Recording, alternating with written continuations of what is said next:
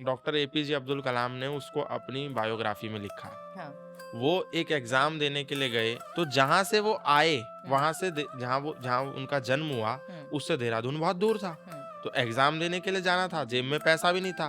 तो माँ बहन के अपने गहने गिरवी रख करके आए। जब एग्जाम देने के लिए आए तो एग्जाम में पास नहीं हुए, फेल हो गए। हाँ। अब फेल होकर के रोने लगे, क्या करूं, पैसा भी नहीं है कि वापस चला जाऊं।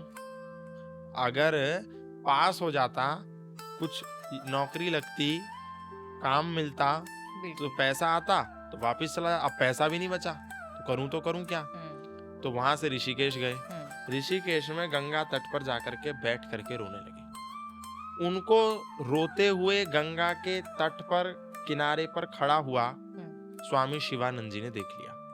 और स्वामी शिवानंद जी ने बोला कि ये लग रहा है कोई आत्महत्या करने के लिए, क्योंकि एकदम किनारे पे खड़े थे और बहुत रो रहे थे। हुँ, तो वो आत्महत्या ही करने को थे बस। तो स्वामी शिवानंद ने उनको देखा हुँ, और देख करके कहा कि तू क्यों रो रहा है?"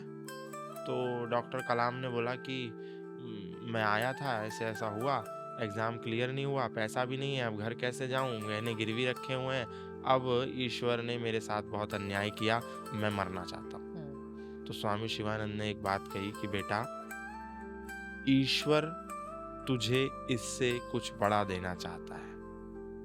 तू ये मत सोच कि उसने ये नहीं दिया, हुँ, वो तेरे लिए उसने कुछ बड़ा सोचा है, इसलिए रो मत, पैसा ले, हुँ, जाने का किराया भाड़ा मैं देता हूँ, हुँ, जा और आगे की तैयारी कर। हुँ, उस दिन डॉक्टर एपीजे अब्दुल कलाम को यदि स्वामी शिवानंद नहीं मिलते तो वो आत्महत्या कर लेते। हुँ, ना वो मिसाइल मैन बनते, ना वो डॉक्टर एपीजे अब्दुल कलाम बनते, और ना वो राष्ट्रपति भारत के डॉक्टर एपीजे अब्दुल कलाम बनते। बिल्कुल। यानी उसके दिमाग में बैठाया कि, और वास्तव में ईश्वर उनसे बड़ा कराना चाहते थे और ईश्वर ने उनसे बड़ा कराया कराया।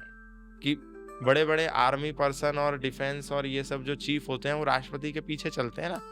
तो वो कुछ छोटा चाहते थे पर ईश्वर ने उनको नहीं दिया। बिल्कुल। तो कभी-कभी फिर मेरे को लगता है कि सब परमात्मा ने सेट किया हुआ है। हुँ, ईश्वर जो तुमसे कराएगा वो कराएगा।